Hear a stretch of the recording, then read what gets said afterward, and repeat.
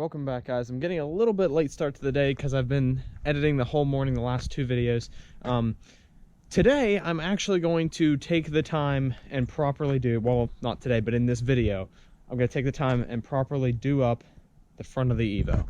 So, I'm going to take both of the front wheels off, properly adjust both coilovers, actually going to take the mud flaps back off, clean the entire inner wheel well, along with put this or reattach this in a better way because it broke this zip tie here. I need to figure out a better way to attach that. Now, the reason why I all of a sudden have so much time is because I now have to quarantine. The results have not come back yet, but someone can't taste anything. I'm not going to go into much details, but someone can't taste anything, so I'm probably going to be here for 14 days, which means a bunch of content for YouTube because I don't have to go to work. so I've got plenty of time to work on the Evo. I've got plenty of time to work on the 944 with everything I have to do to him. I bought stuff for the 944 this spring, well, last spring now, almost a year ago, that I can now put on the 944 because I got plenty of time, most likely. It could still come back negative, but can't taste anything, so it's probably positive. But yeah, hopefully we all make it out of this good. I'm sure we will. I'm not worried at all, to be honest with you. It's kind of nice actually being in quarantine because now I have time to do stuff that I need to do, such as work on my two children here. But anyway, let's get the jack. I've got about two hours until dusk.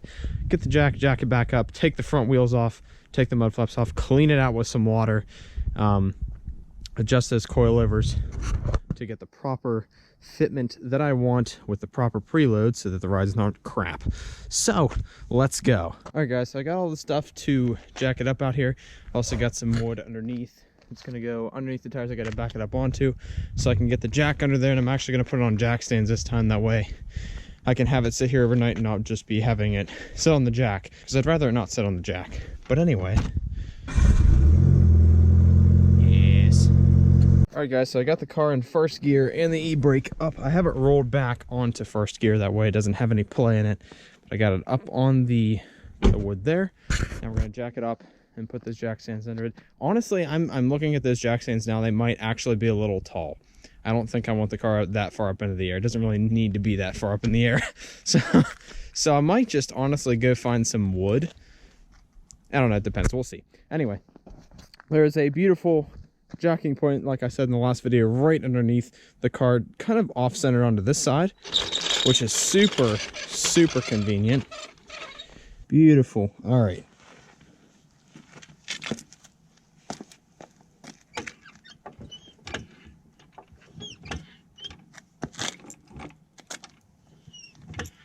But this thing is super stable now.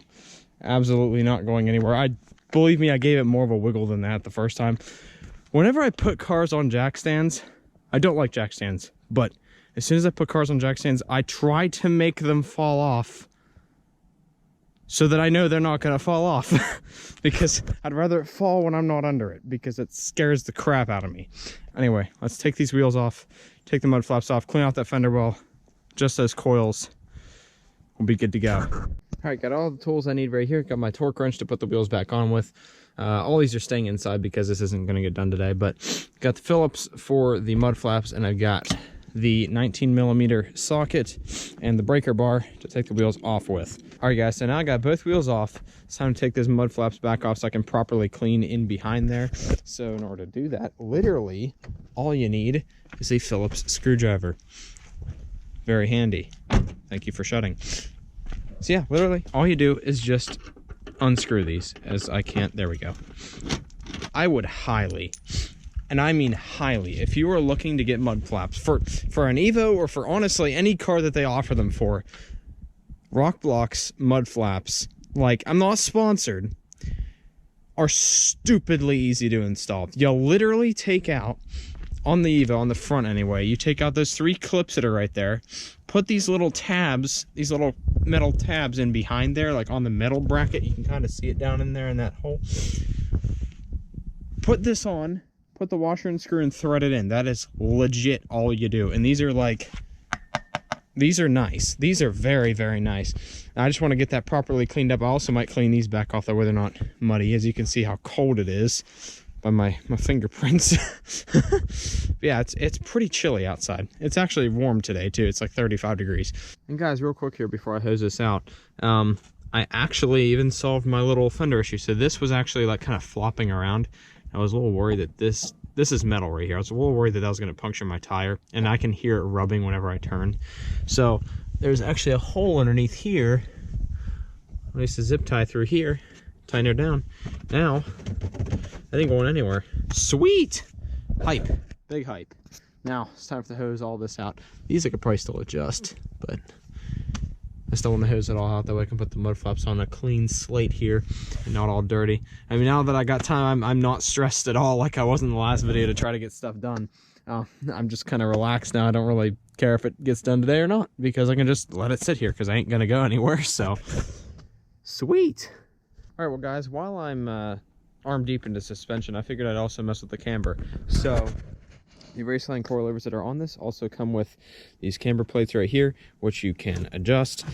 These are just 3/16 Allen key, so super easy to adjust. I was gonna just run freaking, max camber, because why not? Now, last night I also cleaned all this off with some soapy water. That way I can actually have some, I can actually like move these and stuff like that, along with like have a clean spot to put on the mud flaps. So that'll all be kind of happening within the next few days. Like I said, I'm stuck here for a while, so I got some time. All right, so guys, I got some measurements down. I'm currently loosening up these two dudes right here. I'm going to reset the preload, and I'm going to do 2 inches gap between this and this right here, so that the threads will be 2-inch gap after I set the preload on both sides. So that's what I'm actually going to do for the suspension setup. I'm debating. So this one right here is giving me an issue. It's becoming rounded out. The other 3 I got off this side. I'm debating, should I go full camber just to see what it looks like? All right, so guys, I got the preload set to about 5 millimeters. I'm gonna go ahead and lock this up against that. To do that, I'm going to need both my hands to twist these in the opposite direction of each other. That way it's locked into place. But yeah, that will be the preload set. Then I'm going to do the ride height, which is going to be 2 inches of thread length right here. All right, now the next step is to loosen this collar at the bottom here, which is already coming up. We missed the hole for 5 times. There we go. Basically just loosen this and just the ride height. All right, guys, so I got that 2-inch gap between there. Now that'll actually, so I actually thought of all this up in like the shower, because it's the best place to think. But this will actually give me about that 1/4 of an inch drop that I was actually looking for out here in the last video. Sweet! So I actually did the math right in my head. That's awesome. All right, anyway, so basically just screw this whole entire thing down into this body here until that hits the top, and then you lock it into place. All right, guys, I had to get some more soapy water, but the first coilover is now fully adjusted, 2-inch gap, preload at 5 millimeters. Absolutely perfect. So apparently the way these shocks are set up, I didn't know this. I thought they were held up by these bolts, but no, this is just the camber plate being held up by these. The whole entire shock is held up by these 4. So this entire thing dropped out. I had to get the jack to try to jack it back up to put these in. This is stripped. This is never going to go in here. But basically, I just used a little vice grip here. Handy dandy little thing you can get at your local hardware store like Lowe's or something. Clamped it onto here and just pulled the thing over while I had the jack under it to relieve pressure. That's what I also did with that side. These are now set to full camber just to see what it looks like whenever I put it back down on the ground. I'll adjust it if need be. I just basically want the top of the tire to be on the same plane as this fender. I don't want it to stick out like it was because I don't have a truck. Huh? Am I in the video then? You are now.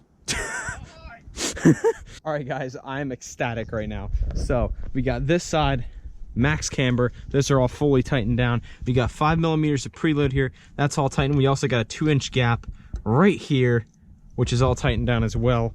And it's the same thing on the other side. Preload. Now the only thing is this cannot be tightened because it's stripped, but the other 3 are as tight as they possibly can be. That's all set up perfectly. I am super excited. It's time to put the wheels back on. Actually, I forgot. I completely forgot. I got so excited about the suspension being done. The mud flaps need to go on first. So mud flaps, then tires, then lower it, then see what the camber looks like and adjust if need be. Hopefully I don't have to touch the suspension anymore, but if I do, it's super easy since I got all that dirt and stuff out of there. So I'm super, like, I cannot express how excited I am right now. I finished that and I started jumping around it. I'm happy. I'm beyond happy. Let's get this threaded in here right. My hands are slippy from the PB blaster. I'll literally just get the thread started on that one. I'm gonna do this one next.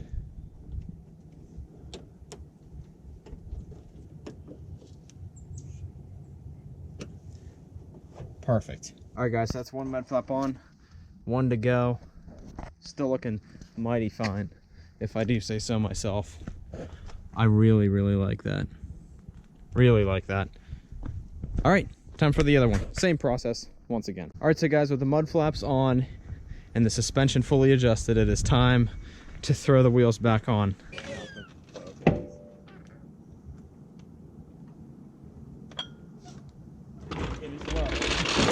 It is lower. Oh no. It is lower. How low is it? The camber. That's pretty low. I don't know. You might want to raise it up, like. I'm going to. Maybe like another half an inch. Cause that's low. I told you it wouldn't go well. That's like your back wheel low. Ew. All right, guys. I think I got everything just about as dialed in as I can before like driving and everything. I might actually take it out for a drive tonight. I'll record that as well. But this is off the ground right now, so this is not the right height. But the wheel drop, I got a decent gap there. But I put the camber on the 3rd notch in, so it's not all the way negative. It's 3 notches positive. Same thing on the other side. I have it all squared up. 5mm of preload on each side, along with 2 inches worth of thread for the ride height. Now, if I rub, I'll basically just spread that out centimeter by centimeter, or whatever increment I decide to do. It might be 1/4 inch, something like that. And as for camber, I really think it'll be okay. I mean, honestly, this, you guys can't really see in the GoPro because it's like fisheye lens, it's wide angle, but the camber on this wheel is very similar to the camber on that wheel over there. So I'm thinking it'll be fine. Plus the Achilles tires on here, I believe, are also a very hard compound, so they shouldn't wear super fast. But we'll see. If I end up going through these tires, then I'll back the camber off a little bit for the next pair of tires, and we'll see how that goes. How does that look, guys? I can't see it yet. Yeah, so I mean, you can see everything but my knuckles, I guess is what I was saying.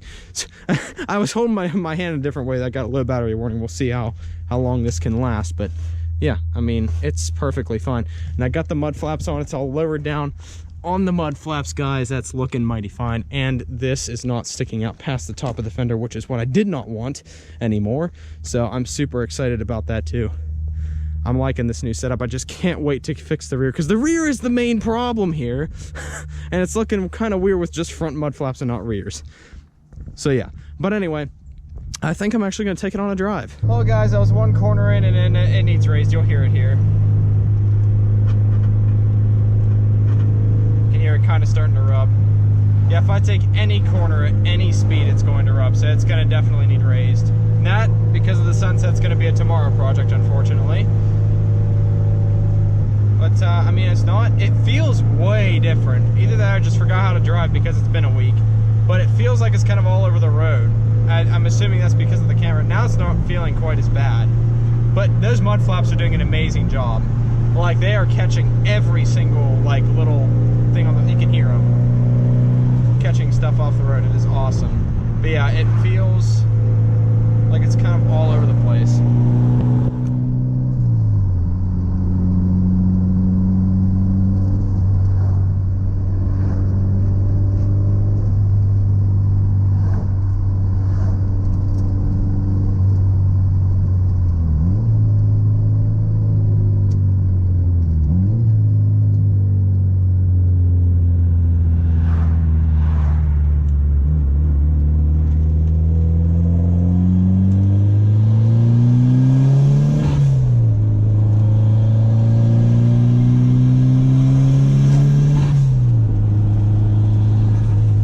Turns in way better, but that's not okay.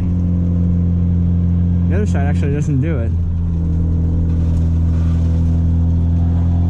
But yeah, it's gonna need to raise it a little bit, just a little bit, I think. All right, here's another little aftermath report before I end off this video. This is going to be a two-parter, obviously. I'm going to come out here tomorrow and fix and tweak this a little bit more and take it on another drive. But this wheel really didn't scrape at all. You can kind of see a little line there. These mud flaps are incredible. Look how much stuff they caught already. And then we've got the other side over here. The other side, this side's just a little worse on the tire. You can kind of see like where it wiped around it. And I did scrape this mud flap a couple times, but it is like perfectly fine on the bottom. It's a little rough, obviously, but it is like perfectly fine. But just look how much stuff that caught that kept it. Look at how much stuff that caught on that one little like 10-15 minute drive that would have been all over my door. That is amazing. I like them a lot.